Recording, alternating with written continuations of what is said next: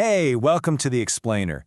Today we're going to break down one of the biggest shifts happening in AI right now, the incredible leap from an AI that just understands words to one that can actually see, hear, and even predict what's going to happen in the world around it. So, let's just kick things off with a pretty big question. What if AI could do more than just talk? You see, we're moving past AI being just a super smart text machine. We're entering a whole new era where it's gaining senses, and with them, it's starting to build a genuine understanding of our physical reality. And this right here really gets to the heart of the problem we're starting with. On one hand, you've got the text-only AIs we're used to. They live in this abstract, symbolic world of words. But on the other hand, you have us, human intelligence, which is deeply, deeply grounded in sensory experience, in what we see, hear, and touch. The big challenge has always been, how do you bridge that gap? All right, so to really get where AI is headed, we've got to first understand the core problem with the AI we've all gotten so familiar with. It has a massive blind spot. So here's the crucial point, and it's a big one. A text-only AI knows about gravity because it's read the word a gazillion times next to words like fall, apple, and Newton, but it has never, ever experienced it. Think of it like a brilliant scholar who spent their entire life in a library. They've read every book ever written about the sun, but they've never actually gone outside and felt its warmth on their skin. The knowledge is definitely powerful, but it's totally ungrounded. So what's so cool is how developers are actually starting to solve this problem. They're literally giving AI senses. And that brings us to what's called the multimodal revolution. And believe me, this isn't just some minor update. We're talking about a genuine evolutionary leap. Okay, so to pull this off, the AI has to tackle three massive challenges. First up is heterogeneity. That just means it has to juggle completely different kinds of information. You've got text, which is symbolic, images, which are made of pixels, and audio, which is waveforms. Second, connections. The AI has to learn that the word dog, a photo of a dog, and the sound of a bark are all pointing to the exact same thing. And third, interactions. This is about understanding how things influence each other, like how a sarcastic tone of voice can completely flip the meaning of a sentence. And when you nail all three of those, well, you get an AI that's way more robust and, frankly, a lot smarter. It starts to piece things together just like we do, getting a much more holistic view of the world. It cuts down on confusion. A picture can add context that words alone just can't, and that paves the way for AI systems that are way more resilient and accurate. All right, so we've covered the what and the why. Let's dive into the how. How do you actually teach a machine to combine sight, sound, and text into one single coherent thought? Well, the secret sauce is something called a joint embedding space, and you can just think of it like a universal translator for concepts. It's this complex mathematical space where an idea, like dog, exists as a point.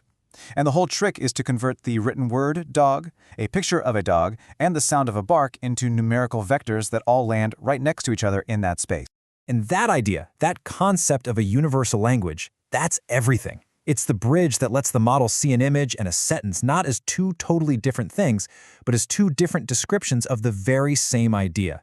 That's what makes true multimodal reasoning possible.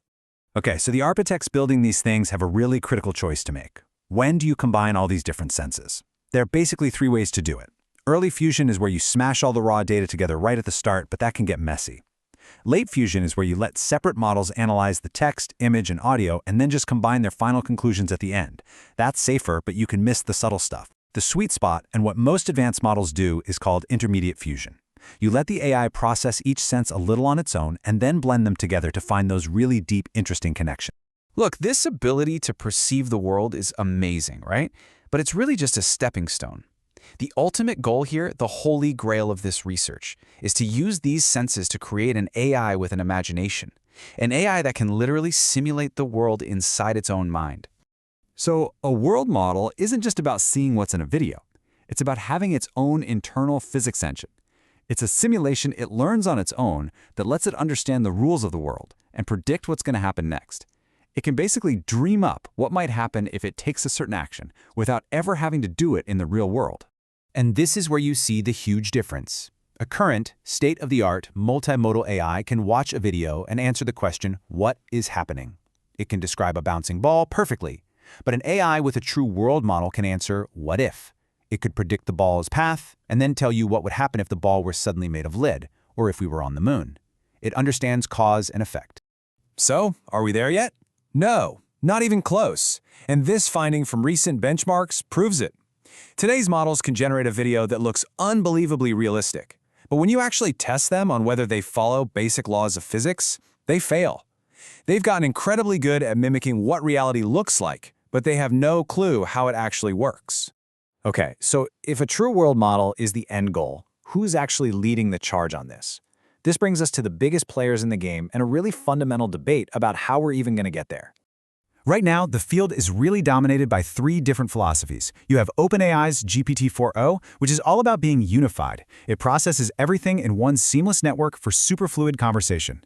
Then there's Google's Gemini 1.5 Pro, which focuses on a massive context window. Think of it as having this ridiculously huge short-term memory that lets it analyze an entire hour-long video at once. And finally, you have Meta's Llama 3.2, which is open weight. That means its core design is available for anyone to use and build on, which just turbocharges innovation for everyone. And all of these different approaches really bring us to the single biggest debate in AI right now. Is building true general intelligence a matter of scale, or is it a matter of design? The scaling hypothesis basically says if we just keep building bigger models and throwing more data and more computing power at them, real understanding will eventually just emerge. The other side says, no way, intelligence has to be engineered with deliberate structures, inspired by how our own brains work. So on one side, you've got the major industry labs, all in on scaling. But then you have these really influential thinkers, like Jan LeCun, who's pushing for more modular, predictive systems, and Joshua Tenenbaum, who believes we actually need to reverse engineer the core building blocks of human thought. They're basically saying, hey, brute force alone won't cut it. We need a smarter plan. You know, how this debate gets resolved is going to define the entire next decade of AI. And it leaves us with this final, fascinating question to think about. Is the path to real intelligence paved with endless data and sheer computing power? Or will it require us to first build a better blueprint, maybe one inspired by ourselves?